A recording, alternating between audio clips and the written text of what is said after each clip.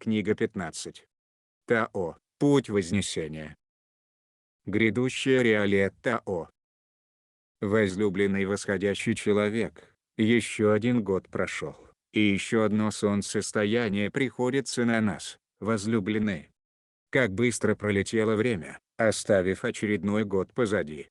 Подобный эффект продолжится и далее, проявляясь как прессование времени, пока Земля, и все на ней, не войдет в состояние вневременья, в котором прошлое, настоящее и будущее сходятся вместе. Когда подобное имеет место, то в рамках вашей грезы все вещи становятся возможными, и должно преобладать изобилие. Как долго еще до этого? Что ж, для всей Земли начинается следующая стадия вхождения в фотонную грезу. Переход имеет отношение к советам Великого Центрального Солнца, которые должны наблюдать за юрисдикцией на Земле в относительно короткий период. В должное время, все души, не резонирующие с советами Великого Центрального Солнца, будут удалены и возвращены на ближайшие фазы их специфичного духовного пути. Вот что представляет собой обращение творения, или времена очищения. Это возвращение душ, происходящих не из этого великого центрального солнца, к их собственным творениям, и зонам влияния их изначального созидающего закона, и собирание тех, кто сделал бы возможным их возвращение домой. Также обстоит дело и с генетическими материалами, от чужих солнц и творений. Все должно быть возвращено туда, откуда произошло, и все, что было утрачено, и при этом произошло на Земле, и в вашей Солнечной системе, должно быть полностью собрано и восстановлено. Фотонная греза в основном четырехмерна. Некоторые, более-менее подготовленные виды, уже частично охвачены ею, включая всех четырехмерных людей, и некоторых, трехмерных людей из внутренней Земли, из поверхности, восходящих в данное время на уровне вливания души. Вместе с ними также идут некоторые дельфины и киты на схожих уровнях эволюции, наряду с живущими в дикой среде царствами ламантины и панды. Все и другие виды должны войти в фотонную грезу в грядущее десятилетие, или же погибнуть в предстоящие времена очищения. Смертельный исход – это не конец, это отказ от той генетики и сознания, которые являются нерезонансными с фотонной грезой, ибо идет их обратное возвращение в творение, где они произошли. Увы, в грядущие времена очищения многие невосходящие люди уйдут с физического плана, как и некоторые виды животных в природных царствах. Животные на фермах заболевают, начиная вымирать, не имея никакой души, которая бы их одушевляла. В животноводческих хозяйствах есть болезни, которые манифестируют уход с физического плана, и которые легко могут быть переданы людям через прием мясной пищи. Поэтому, Тао рекомендует возносящимся посвященным становиться вегетарианцами, выборочно употребляя только дикую рыбу, если эволюция требует, чтобы дополнительные аминокислоты быстрее выстраивали биологические изменения. Поскольку в грядущие времена даже выращенная в искусственных условиях рыба станет больной, так как по своей природе она больше не одушевлена. Болезни могут перейти к тем, кто потребляет плоть животных и рыбы, поэтому вегетарианство – это хорошая предосторожность, чтобы гарантировать ваше непрерывное восхождение. В грядущие годы можно будет увидеть, как животные в зоопарках начнут умирать одно за другим, ибо времена для человеческих душ, которые одушевляли бы животных зоопарка, также приходят к концу, и природа уже отказалась от подобных реалий. Возлюбленные, точно так же может обстоять дело с вашими домашними животными, поскольку в настоящее время природа заканчивает со всякой физической формой, которая существует на Земле, и при этом бездушна по своей природе. Почему со стороны природы такое сворачивание настолько важно? Такие формы истощают необходимую для вознесения природную энергию, и поэтому наносит урон общей способности Земли овладевать ее мировыми посвящениями. Поэтому природа делает то, что должна сделать для того, чтобы обеспечить восхождение целого. Многие царства растений также станут нездоровы.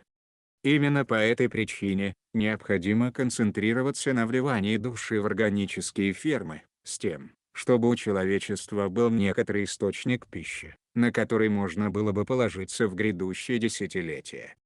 Вы можете пожелать сделать это личным намерением, выражаемым по отношению ко всей закупаемой органической пище, или каждый раз, когда покупаете ее на рынке, или в магазине диетических продуктов. Мы также советуем возносящимся посвященным уезжать из городов и приобретать небольшой участок собственности, на котором можно было бы разбить собственный сад, заняться его взращиванием и обрести уверенность в плане поддержания своего существования. В грядущем десятилетии такая задача будет становиться все более насущной, и время, когда необходимо начинать планировать такого рода изменения, это сегодняшний день. Что же сделает человечество, когда уменьшится число людей?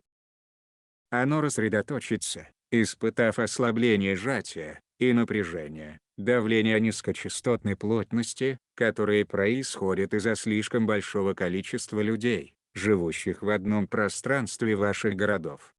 Подобно близлежащей к фермам местности, где сейчас откармливают и забивают ваших коров, например, 30 километров мерзкого запаха вдоль 5-го шоссе в Калифорнии. Также существует зловоние, и в связи с человеческой жизнью в городе. Зловоние происходит от слишком большого количества человеческой мыслеформы, сжатой в маленькую область влияния. Возможно, что вы уже не замечаете этого зловония, но если вам доведется отъехать подальше от городской местности и почувствовать запах свежего чистого воздуха, то вы поймете, о чем мы говорим. Зловоние также известно как загрязнение воздуха, и хотя каждый склонен винить в этом применение ископаемого топлива, в действительности, это есть результат слишком большого количества людей, живущих в одной области влияния. Что вызывает загрязнение воздуха? Люди пребывают в особой мыслеформе, которая взывает не только к потреблению плоти, но и ресурсов. Мыслеформа потребления обладает специфической низкочастотной вибрацией, порождающей туман, характерной особенностью которого являются желто-зеленые оттенки и особый запах.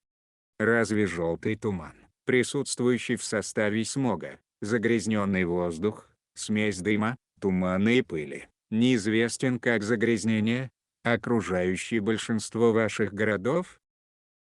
Из проведенного ТАО исследования выяснилось, что 90% такого загрязнения происходит из-за человеческой мыслеформы, и только 10% вследствие ископаемого топлива.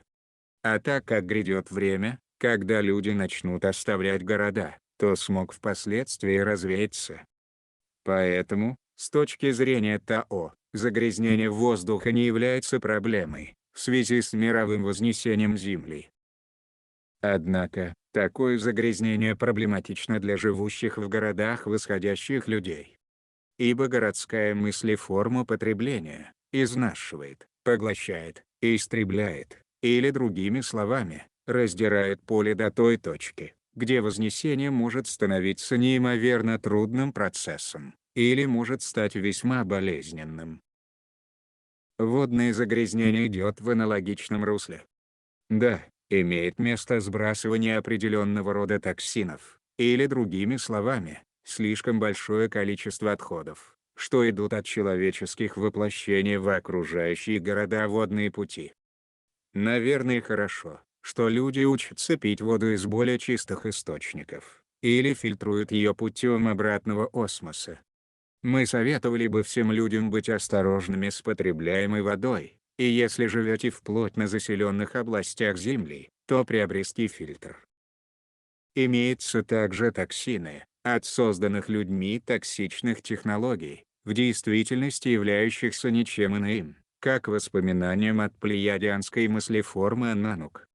Определенного рода токсины также представляют собой энергетическое явление, и вода, подобно воздуху переносит мысли форму от людей, живущих с нею поблизости. Поэтому большое загрязнение воды обратится вспять к самоочищению.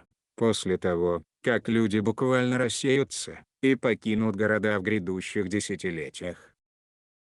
Для приведения своей технологии в действие, АНУ полагались на радиоактивность и электричество. Эти виды энергии были резонансными с биологией АНУ, которая прекрасно функционировала рядом с технологией, основанной на тех же видах энергии, а потому поддерживавшей их здоровье и благосостояние. Та же самая технология создала искажение у народов красной коренной расы, в итоге вогнав их в болезнь. Те, кто имеет в своих корнях красные древние родословные, и при этом возносятся, обнаружат, что подверженность электричеству, или электрическим устройствам, в результате будет вызывать нездоровое состояние быстрее, чем будет идти восхождение. Подобное может происходить просто вследствие проживания в городе, или слишком близко к нему. Для кого-то это может иметь отношение к повседневной занятости. Многие посвященные обнаружили, что деятельность, вплотную соприкасающаяся с электричеством, ограничивала их восхождение и подводила к болезни, что само по себе подвинуло их искать новые занятия, которые лучше поддерживали их основную цель. Поэтому Тао ведет возносящихся посвященных к тому, чтобы планировать для себя новое занятие, которое поддерживало бы ваше вознесение, удаляясь на расстояние от той деятельности или сфер труда, которые не способствуют увеличению вибрации и расширению поля. Гораздо лучше спланировать изменения, чем впадать в панику, которая может произойти в городах, когда по ним пронесется болезнь в виде эпидемий. Многие люди в городах могут оказаться изолированными и неспособными уехать в такое время. Поэтому переезд сейчас – это хорошая подготовка к таким проблемам для тех, кто информирован и осознает надвигающиеся впереди времена. Человеческая болезнь только начинает разворачиваться в связи с предстоящим очищением. Такие болезни придут в человеческие реалии из ряда источников, включающих в себя, прежде всего, потребление плоти. Тао понимает, что примерно 38% человеческих болезней произойдут от плоти, и 28% от молочных продуктов, полученных при невосходящих условиях, неодушевленности коров.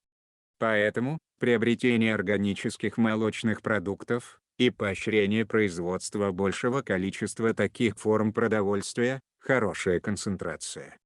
Плюс ко всему, выражение намерения, чтобы используемые для производства молока коровы, были одушевлены царством буфало, буйвола, бизона, а куры, используемые для производства яиц, одушевлены царством орла, будет весьма полезным намерением для восходящего народа.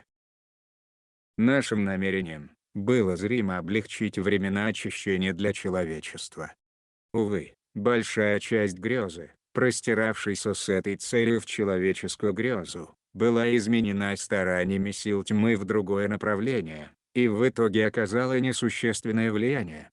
Увы, подавляющее большинство реального биологического человеческого вознесения так и не началось, поскольку греза для такого разворота мировых событий была рассеяна вне грезу, или хуже того, перенаправлена в ложное вознесение, в котором люди с неподходящими человеческими родословными и голографической природой получили светокопию вознесения. Еще один удачный ход ложного вознесения проявился среди восходящих детей с несоответствующими для вознесения родословными. Все это было раскрыто и устранено, а также позволено война в Ираке, чтобы быстро рассеивать остатки влияния. Ложные вознесения вылились в серьезные проблемы для вашей Солнечной системы, и в результате Солнечные Советы и Советы Великого Центрального Солнца взяли сейчас активную роль в связи с руководством мировым вознесением Земли. Однако, с точки зрения Тао, очищение, несмотря ни на что, должно продвигаться дальше, и возможно, что оно будет далеко не легким. Есть и еще одна проблема с высокой плотностью жизни. Человек окружен другими людьми, но не дружественен, поскольку каждый пребывает в страхе относительно вторжения, насилия, убийства, грабежа и так далее. К сожалению, сегодня и в сельской местности существуют реалии вражды и отчуждения. В грядущее время может иметься такое обилие одиноких детей, что возникнут приюты с сотнями, если не тысячами живущими в одной усадьбе. Зачастую такие дети распределятся по возрасту, и в конечном счете, будут учиться заботиться друг о друге, если руководившие ими взрослые погибнут. Большей частью это будут дети, которые продолжат существовать внутри фотонного пояса в этой четверти столетия, для того чтобы следовать дальше. Тем не менее, они будут более резонансными и желающими охватывать изменения с большей легкостью, чем большинство взрослых. Поэтому такое обстоятельство может оказаться полезным для вашего вида. После 2050 года уже не останется тех, кто взывал бы к возвращению прежних времен, и это позволит более быстрое изменение и рождение новой человеческой цивилизации, которая явится гармоничной с Землей и природой. Сейчас вы можете сказать, за что? Ведь это ужасная греза. Почему вы выражаете к этому намерение? Возлюбленные, Тао не выражает намерение к этому. Мы передаем вам информацию о грезе, которую видим сходящей на физический план для человеческого вида. Человечество само вызывает коллективную грезу для себя. Эта греза могла быть совсем иной, однако это требовало бы больше выраженных по всему миру намерений к другому будущему. Увы, имеет место недостаток сознательных восхождений и выраженных намерений к изменению в будущей грезе для человечества в целом. Поэтому, основная греза подчинена тому, что все направляет карма, а не сознание непосредственно возносящихся людей, поскольку для изменений требовалась более мощная сила, чем то количество, которое пробудилось для этой задачи в настоящее время. В прошедшем десятилетии, Вознесение наконец-то охватило тех из вас, кто настроен к нашей работе, вместе со многими имеющими врожденную, аборигенную, форму. Однако цикл очищения больше не может откладываться, и факт наличия некоторого количества человеческих вознесений несет в себе гарантию выживания вашего вида в течение следующей фазы мировой и солнечной эволюции. В течение долгого времени было опасение, что человеческая карма приведет к еще одному ядерному уничтожению. В действительности, имеющаяся с древних времен карма ядерного уничтожения, уже разыгралась в реалиях Гитлера, Нагасаки и Хиросимы во Второй мировой войне. Эта карма эквивалентна тому, что когда-то давно произошло между Иннаной и Мердуком, и привело к двум взорванным на Земле ядерным бомбам. К сожалению для темных сил, бомбы, взорванные в 1944, оказались недостаточно разрушительными, чтобы оставить Землю неспособной к восхождению. Поэтому силы тьмы восстановили грезу, которая в свое время привела к Третьей мировой войне, и надеялись задействовать аналогичный стереотип в конце прошлого столетия. Земля знала об этих реалиях вместе с горсткой восходящих людей, желавших высвобождать карму и обеспечивать этим другой результат. И действительно, произошел инцидент, приводящий к кармическому высвобождению, а не повторению кармы от прошлого. Как вы думаете, какая карма высвобождалась в войнах в Афганистане, Ираке? Война Мердука и Иннаны, которая в наши дни завершается в кармическом столкновении между Востоком и Западом. Для того, чтобы создать существенные различия в массовом кармическом урегулировании такой природы, пробудилось недостаточное число людей. Первоначальным видением тех душ, которые простираются к земле от Тао, была возможность начать большое пробуждение. И если бы таковое осуществилось, то карма для таких злодеяний могла быть очищена через Вознесение, вместо того чтобы проживать их на физическом плане.